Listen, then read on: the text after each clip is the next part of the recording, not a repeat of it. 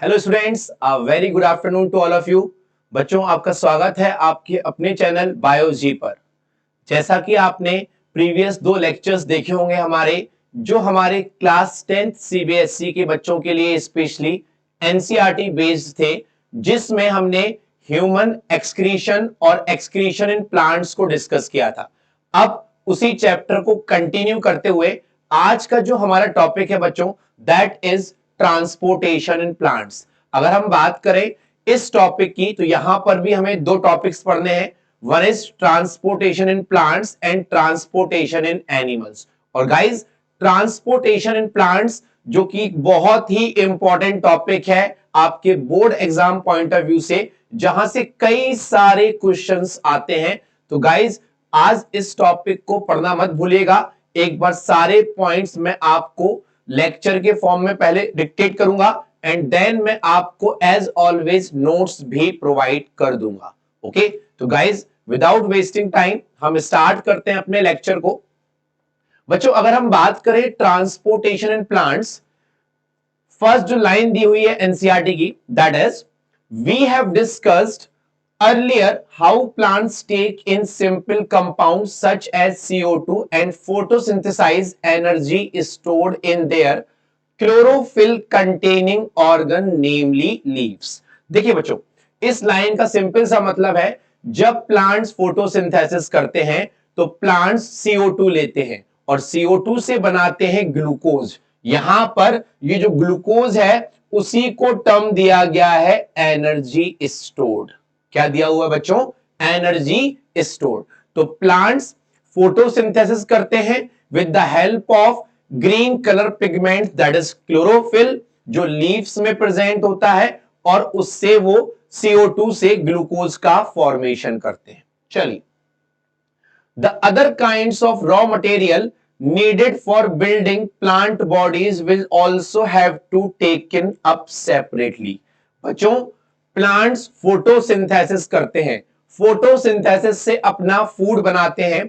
सिर्फ फूड बनाना ही काफी नहीं है, प्लांट्स को और बहुत सारे ऑर्गेनिक कंपाउंड्स, मिनरल्स, न्यूट्रिएंट्स चाहिए जो प्लांट के बिल्डिंग ब्लॉक एजेंट का काम करें, यानी प्लांट की ग्रोथ और डेवलपमेंट में हेल्प करें। एंड गाइस, ये जो मटेरियल है, जो न्यूट्रिएंट्स हैं, ये प्लांट्स कहां से लेते हैं? तो आइए देखते हैं अगली लाइन में क्या लिखा हुआ है। For plants the soil is the nearest and richest source of raw materials like nitrogen, phosphorus and other minerals. जितने भी हमने पॉइंट्स रीड किए, उनकी समरी ये बोल रही है कि प्लांट्स को न्यूट्रिएंट्स की नीड है और न्यूट्रिएंट्स के लिए प्लांट्स के पास सॉइल से बेस्ट सोर्स कोई भी नहीं है। तो guys, soil is the nearest and richest source for nitrogen, phosphorus and other minerals. Clear ये पॉइंट्स? अब सॉइल में सारी चीजें प्रेजेंट है, तो प्लांट्स इन चीजों को कैसे एब्जॉर्ब करते हैं, ये हमारे आगे के टॉपिक में दिया हुआ है। ध्यान से सुनिएगा, मैं सारे पॉइंट्स रीड करता हूं।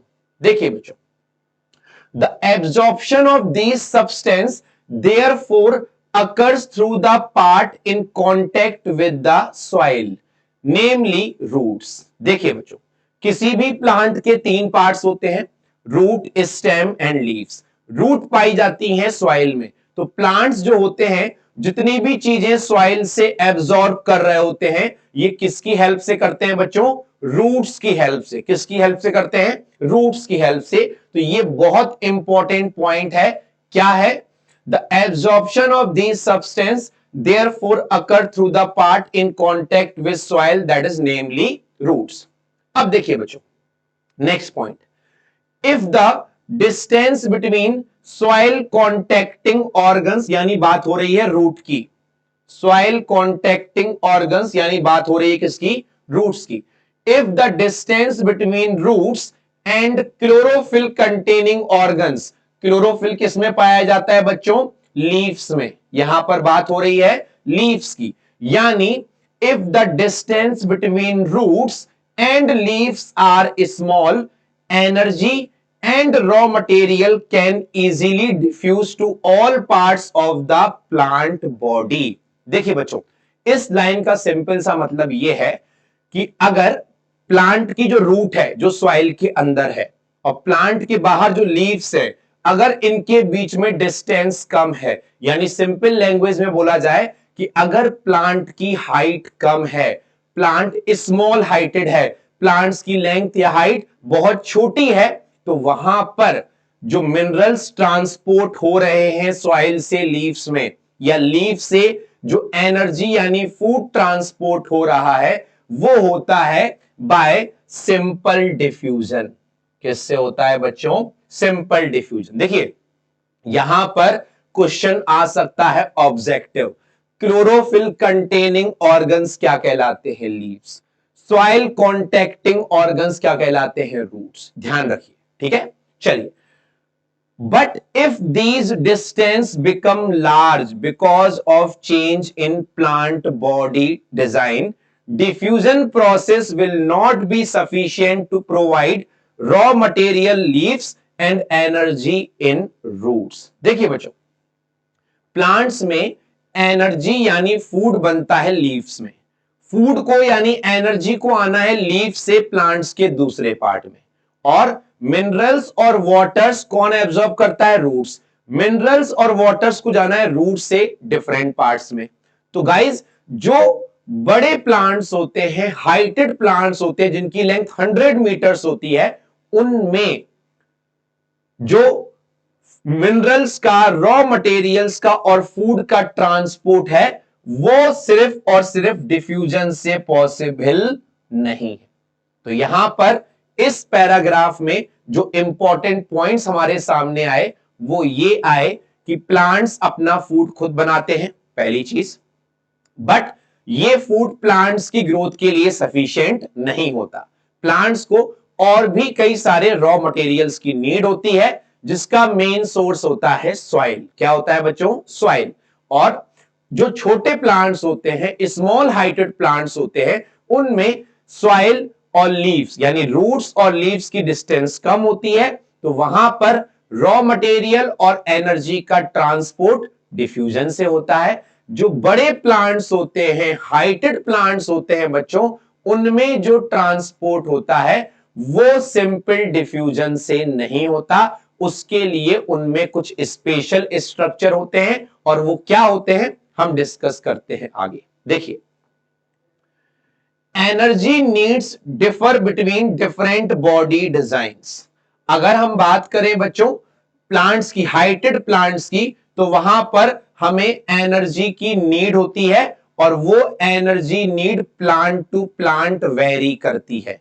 अगर प्लांट की हाइट 50 मीटर है तो कम एनर्जी, 100 मीटर है तो ज्यादा एनर्जी। देखिए आगे क्या लिखा है, plants do not move and plant bodies have large proportion of dead cells in many tissues. As a result, plants have low energy needs and can use relatively slow transport system. The distance over which plant transport system have to operate, however, can be large in plants such as very tall trees. इस paragraph का simple सा मतलब समझिए बच्चों।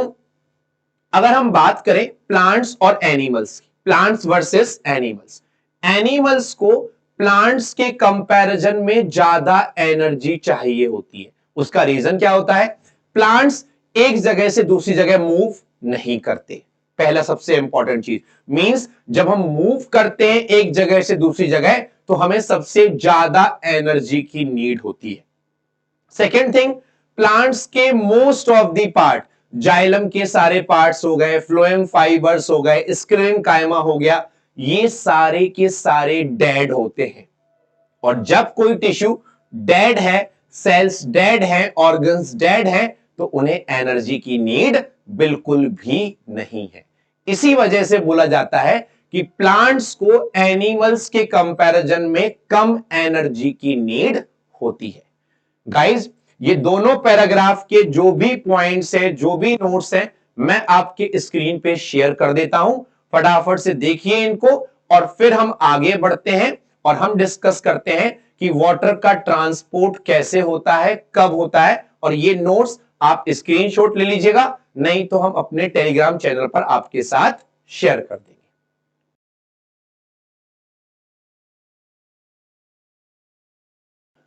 चलिए अब देखिए बच्चों, अब जो हमारा टॉपिक है, जो नेक्स्ट पैराग्राफ है, उसमें देखिए क्या लिखा हुआ है। अपन सारे पॉइंट्स पढ़ते हैं। Plant transport system will move energy stores from leaves and raw material from roots.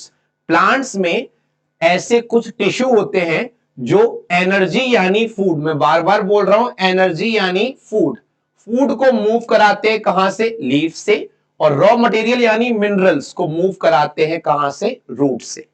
These two pathways are constructed as independently organized conducting tube. Guys, ऐसा नहीं है कि लीफ से फूड ले जाने वाले के लिए और रूट से मिनरल्स ले जाने वाले के लिए सेम रास्ते हैं, दो रास्ते हैं। जैसे हम बात करते हैं किसी भी रोड की, ओके, रोड पर बीच में बैरियर्स होते हैं और साइड वाइज दोनों वन वे होता है। सिमिलरली गाइस, प्लांट्स की अगर हम बात करें तो प्लांट्स में एनर्जी के ट्रांसपोर्ट यानी फूड के ट्रांसपोर्ट के लिए अलग ट्रांसपोर्ट सिस्टम है और वाटर के ट्रांसपोर्ट के लिए, रॉ मटेरियल के ट्रांसपोर्ट के लिए अलग सिस्टम है। देखिए, one the xylem move water and minerals obtained from the soil, जो रॉ मटेरियल लेकर जाता है सॉइल से by the help of roots, वो क्या है बच्चों, जाइलम है। क्या है बच्चों, जाइलम। एंड जो लेकर जाता है food, that is phloem, that is phloem. The other phloem transport product of photosynthesis from the leaves where they are synthesized to the other parts of the plant. Clear ये point guys? तो guys, xylem जो होता है, xylem help करता है transport of water and minerals from soil to other parts of the plant. जो phloem होता है वो हेल्प करता है transport of food from leaves to the other parts of the plant. यहां पर मैं आपको बहुत इंपॉर्टेंट चीज बताने जाऊंगा, आपके board exam point of view से, ध्यान से सुनिएगा।